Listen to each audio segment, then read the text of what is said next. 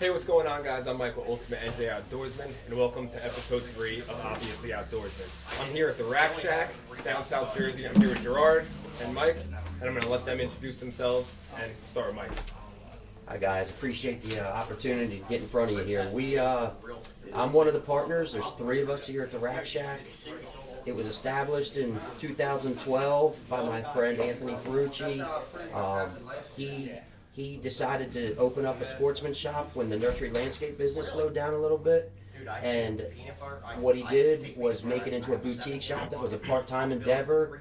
About 2016, 2017, Gritty Dana and I stepped in and partnered up with Anthony to take it into a full-time pro shop, and with it being archery-centric, concentrating on archery only. Okay. And what about you, Gerard? I'm Gerard from Rack It or Sense. Second year in the Rack Shack. It's been nothing but a pleasure to be here. Helping represent all my products and my feeds, my deer lures, and going forward in the whole bow hunting industry with Mike and the guys. And I think it's a great fit, and I'm looking forward to being here for many, many years. All right, solid. How about we go over what products you're carrying right now? So today, it's been an adventure. If anyone knows anything about manufacturers and how they operate, a lot of the franchises are protected, whether it's geographically or just historically. So right now, we're fortunate. We were only carrying Bear and Elite bows. Over the last few years, we were fortunate to get Hoyt on board, which was just a game changer for us. And then this year, the real, the icing on the cake's been Bowtech. So from bow lines, those are our major bow lines. So we have Hoyt, Elite, Bowtech, and Bear.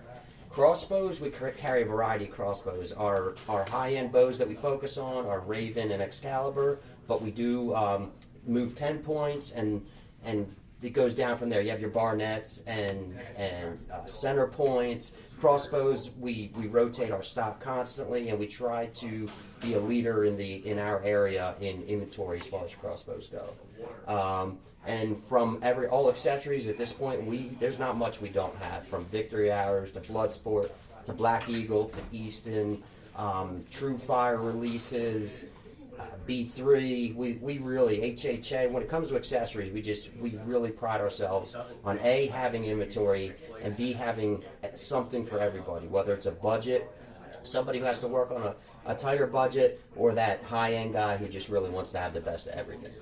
All right, cool. And where exactly are you located? So it's a funny deal for us because our mailing address, our address is Newfield. And Newfield actually is a city that sits about 5 miles from here. So when we say Newfield and they know where Newfield is, they're like, where can it be in Newfield? It's a very suburban type town, but we call it Pawnee Hollow where we are. It's right off of Route 40. So anyone who knows Route 40 that takes that corridor from the Delaware Memorial Bridge, let's say, to Ocean City, New Jersey, or Atlantic City, we are almost dead in the middle between the bridge and the coast. And right off of Route 40, which is the main highway that runs through southern New Jersey. We're about a mile off of Route 40 on Pawnee Hollow Road. All right, awesome. And about when did you open up? When did you get started? Okay, so 2012, like I said, is when Anthony decided to go in. There was a big crossbow boom, if everyone remembers. It became legal in New Jersey to use crossbows, so we introduced a bunch of new folks to the woods at that point. You had a lot of gun hunters that weren't archery guys that said, hey, this looks pretty neat. It allows me to get into the woods earlier. So Anthony saw an opportunity, opened up a shop, had a lot of focus on crossbows. He became a Parker dealer right away at the time, and really it kind of just it took off in that first year. What happens then was the boom started to trend down once everyone kind of had their crossbows and everything. Anthony got really busy with his other business, and so we kept the shop open, and we used the word boutique.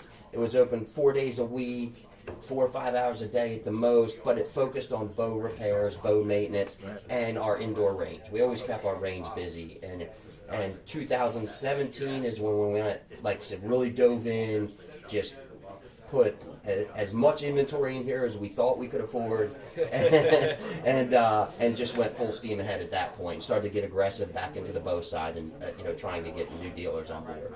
All right, awesome. And Gerard, tell them about what Racketter is, how you got started, and the countless products that you Right, have. right. Racketters really been around since I'm a kid. It was something that I always wanted to get involved with. My grandfather taught me how to make lure. And from that point on, one product of his turned into many products many years later. And through social media, it's helping to get, a little bit of tread in there, a little bit through, and get into good stores like this and be involved. But everything that I do is handmade, from bagging to labels to labeling bottles and sprayers. It's all done by me. I don't have a big workforce. It's not a big company at all. But everything is done by hand. It's the old-fashioned way, by hand. And sometimes a lot of people like more things that are made by hand, and everything is completely fresh. So if you order something, it gets made at that particular time. Nothing is pre-done and just sits on the shelf for X amount of time. It's definitely nothing that's like that. And the way that they smell, the way that they're made, it's a little unique. And it's definitely the uniqueness has helped me gain ground within New Jersey and out of the state. But definitely, I'm enjoying being a part of the Rack Shack and being here. And it's after retirement from the fire department for 25 years, it's definitely a dream come true. Well, that's I'm gonna pile on here, and to Gerard's point, when you're we still consider ourselves a new shop, because a lot of our other local shops have been in business 30, 40, 50 years. So we are the new kids on the block per se, and we always look for opportunities to bring in things that will pull folks over. And frankly, a year ago, I didn't know what Racketter was. And my partner, Rudy, who is also a professional firefighter, through the firefighter connection, gets hooked up with Gerard, and he says, hey, this guy from Racketter is coming down. You don't mind, right? He can set up at our open house. And I was like, no, it's fantastic. Let's do it. Gerard came down to our open house last year, which unfortunately we couldn't have this year because of the COVID issues. Yeah. And next thing you know, all these people are calling us, hey, you got Racketter? You got Racketter? You got Racketter? And understand, at this point, we were carrying Big and J, we were carrying Analogics, and doing well, with them. But when we brought in Gerard, I think because him being local and having that local feel, and we had that personal touch, I mean, folks just were coming through the door for it. We were amazed. And I think within the first year, we became one of your largest suppliers as far as stores absolutely. go. As overall, with every single product, the biggest seller that I have. And it says a lot about the shop. It says a lot about the people in the area that there is a want for my product, not just in the northern section of New Jersey, but in the southern section, which is definitely something that I would like to have done, and now through them I have done. So things are going really well with them and myself, and I'm definitely, like I said, looking forward to even getting more products in here as I step into the deer blocks and things like that. I'll be getting them down here in the future, and there's a lot of other things and ventures that I'm looking to get into. Awesome, and that took off pretty quickly, right? Once you got the products in the store, they just sold out right away. No, it did. I think Gerard was surprised. We were surprised. I mean, it was pleasantly surprised. I'm not afraid to. I think we heard. So he came. He sold some things at the open house. I think we gave him an order for about $1,200. Which it's a small business owner's that's a lot of money to us. It's a lot of money to him. So that's great. And I believe within 2 weeks we had placed our second order. And I was like, what? Like, you guys sold out already? Yeah. And I think it turned into about 4 or 5 orders throughout the season, and then now we just we reloaded right now. We're ready to Soon go. I'm gonna have to get a facility down here to work out. Yeah, right. So, but it's definitely it's been great. It's been really great. That's awesome. And Gerard, you stand by the freshness of all your products. I know, like, when I'm working trade shows with you, like, if a product's not in season, like, if it's, because normally we do trade shows right after hunting season, so, like, especially, like, the water-based polymers or the youres, if they have to wait 6-7 months to use it again when season comes, you really don't, you say, I'm not selling them right now. Why is that? And exactly to your point is that if a guy can't use it now, why buy it now? Yeah. And we deal completely 100%. Is anything that comes off the shelf does not get sold the next season. It's just, that's just the way it goes. We completely sell fresh stuff. There's no in between. It has to be that seasonal stuff. When we do the shows, polymer balls you can't really use until 6-7 months later.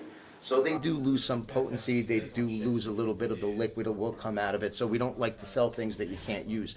And it's a little hard when you have an attracting company, because you'd like to be able to sell all your products when you spend money to do a show. But you can't. And it's just, it's what's fair. It's not something that sits on the shelf in a package and guys will sell year to year. Whatever they get at the end of the year, I take back.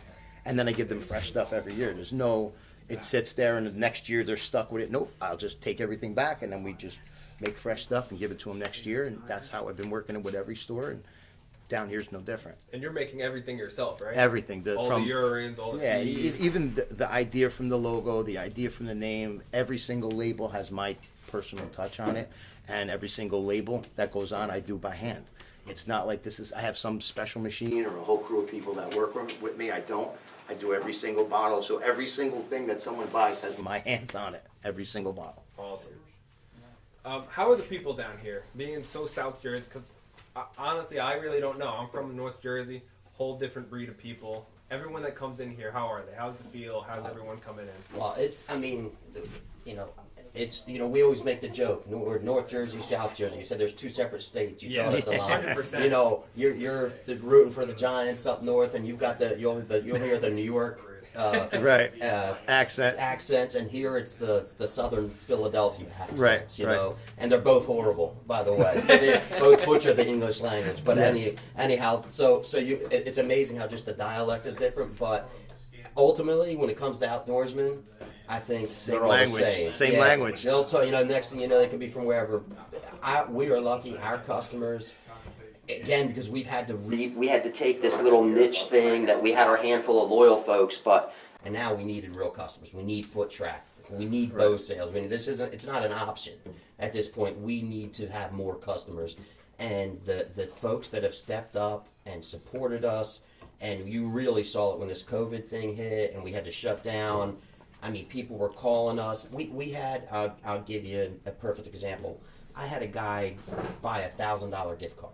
And I said, what do you need? Why don't you just, he's like, I don't know what I need yet, but I'm going to need something. I just want to be able to, because he could buy it and when we were closed, and that was a guy I know for a fact, he didn't need a thing. He just wanted to make sure he was throwing so we had some income coming into the store. And things like that. Folks we were finding ways to let them drop their bows off hands-free and tell us what they needed done, and we could put them in the back. That way we were still able to work on things, though the store couldn't be open. And for those first few weeks when it was really tough and we were scared, at least we knew we still had our customer base behind us. So to answer your question about the folks in this area, I mean, they're incredible. I can't say enough about the people, the men, the women, the kids. You saw today, we had our youth classes going on, and I get chills every time I see those kids shooting. And that's been a big part of our business. We have some great instructors who work with the kids, do private lessons with adults, and though it's not a big part of your business, it's not going to make you or break you, it's just so fun to watch. And adding to that, the shop is a fantastic shop. You have indoor shooting range, you have outdoor shooting range. I mean, you have really everything that guys need.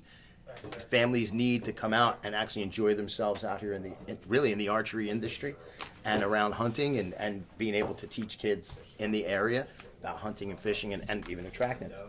Yeah. And what's the outdoor range going on about? Anyone can come and shoot, or how does that work? That's it. No, anyone can come and shoot. A standard rate would be $15 an hour. We have a large 12-foot race platform that up to 6 guys could shoot off at a time. We have random 3D targets out there just staged. We have blocks set at 20, 40, 60. If you really wanted to, we can get to 100 yards out there. So again, we saw a need for that. You got to have that indoor range. When a guy buys a bow or is thinking about buying a bow, these aren't small investments anymore. And I don't care if you're talking about $400 or $2,000. It's a lot of money. And because someone's $400 is the next guy's $2,000, and you have to look at it that way. And you want to be able to go in that range, touch it, feel it, shoot it, get that hands-on feeling. We have Sam Cravers, our lead bow mechanic and manager. He is, when I say head and shoulders, he just knows how to set people up, make them feel comfortable with what the equipment they're buying, make sure he doesn't push them into something that's out of their budget range. And all our assistant bow mechanics, they're all trained by Sam to do the same thing. So it's try before you buy here. That's the big thing we are. We really don't want you just to grab it off the rack and take it. We want you to get set up. We set your draw length, shoot it. If you like it and you buy it, hopefully you made a customer for life. Absolutely. That's how we Absolutely. Customer services. So we saw that, and then with the outdoor range, we saw a need. There's a lot of technical. Whether you're talking about a Raven crossbow that's accurate out to 100 yards, or some of these guys who like to go out west and really drop 80-yard bombs onto elk. A lot of that 3-pin, a lot of the pin sights, has gone to a newer technology. As far as the single pin sights that are just sliders and can get out to 100, you got to be able to help them out too. These guys can't just go home and sight them into their backyards. So we saw the need to really open up our outdoor range. Anthony purchased the next 5 acres. So we have about 12 acres out there that we can ultimately continue to work with. Our goal would be to go back to doing a walkthrough 3D range. But 3D is a whole nother business. It's a whole nother game. So we do some ASA style 3D shoots, but we're still talking about expanding into a walkthrough 3D range. All right. Both you guys, I'm going to ask this question. Being business owners and especially being a business owner in the outdoor industry, how often can you guys get out to hunt? How do you find time to get out? I'll start there. It's difficult. It's a lot difficult. With kids, it gets even more difficult due to sports and other things. But because I live in Hunterdon County, close to where I hunt, it does allow me to get out in the mornings, get back, fill my orders, get it out to the post office, and then get back in the woods. It's trying, but if you want to be involved, and it's just something that you have to sacrifice. It's all about sacrifice at that point. Yeah, to Gerard's point, I didn't mention, so my 3 partners, we all have full-time jobs. So this is a passion project for us. We all try to get here as much as we can, but I travel a lot for work and what I do for a profession, so sometimes I can't be here for a week at a time. So then Rudy has to jump in, or Anthony's here. Luckily, this is Anthony's property, and his business, his other business runs outside of here, so he's able to be here quite a bit. That's why we have Sam to really carry us through those times. But where I'm going with that is, if I'm not on the road traveling for work, I'm trying to get here, and then I try to hunt. So unfortunately, once you get outside your family, hunting ends up 4th or 5th on the list. I don't mind. I've always been a gentleman hunter. I'm not going to sit here and act like I'm that guy the hardcore guy who needs to go every day. If I can sneak out to the stand once a week and get a sit in, I'm going to be happy. So we just find a way. We all bounce off each other, and if someone's got it covered, that's what we do to get out. So. Exactly, and I coach football 4 nights a week, and games on Sunday. Once school starts, it goes down to 3 days a week, so I'm able to get out a couple of days more than I would normally be able to. But once the sport starts to kick in, And you've been really trying to get them in the hunt too. Yes, my older son is just football and lacrosse, and it's hard to get him out to do anything at this point. But I do get him out occasionally. But my younger son has really taken the liking to the hunting aspect of it, and he shot 2 bucks over the last couple of years with the gun. This will be his first year with the bow, so things will be really unique. And now with the limited amount of time they're actually going to be in school, it should give him a little bit more time in the field, and maybe hopefully get my older son out in the field some due to his football aspirations, which is definitely something that I'm fully a part of, is the kids and their time on the field, and being a full-time coach for a ton of different kids. This is going to be a unique year with all of COVID coming up. And that's what got me motivated a bunch of years back. My son's now 25, but he got in right when he was 10, and he played football as well, so we just snuck out and hunted when we could. When my passion for archery was reignited in my 40s, in my 20s I hunted hard archery, and I had to let it go because of work. And in my 40s I got back into it. My son has the same passion now. He loves using the vertical bow. He started with the crossbow. Now he loves to hunt with his vertical bow. And my daughter jumped right in at 10 years old. And yeah, she's killed plenty of deer. She's killed turkey. She took her first turkey? That was a few years ago. Unfortunately, like most teenage girls, about their sophomore year in high school, there's other things that occupy them, and so she's kind of taking a step back. She's threatening to get back in the woods at this point, and I can't wait. I know she will. Just high school comes into play, and the social life kicks it up. So, but that reignited my passion for the sport was when my kids got involved. Yeah. And being business owners, we're not, or you guys aren't in the industry to really make money. Like, especially where we are, like, we're in New Jersey, we're not in, like, a hunting state, quote unquote. We're in this for passion. Correct me if I'm wrong. Listen, every business needs to make money. But outside of that, there is that part of me that, yeah, I just like doing what I do. You know, I don't foresee anytime soon that I would stop doing this. And I'm retired from the fire department now 2 years, and I do miss the fire department, but I really can put 24 hours a day, 7 days a week into my business, and definitely deal with customers on a different level where you're able to call and spend more time with them on the phone because I don't have to worry about doing other things. And I make time for everyone, and from that point on, it's just been, you know, a challenge, but at the same time, I get out in the woods, I'm a coach, and, you know, I'm a business owner.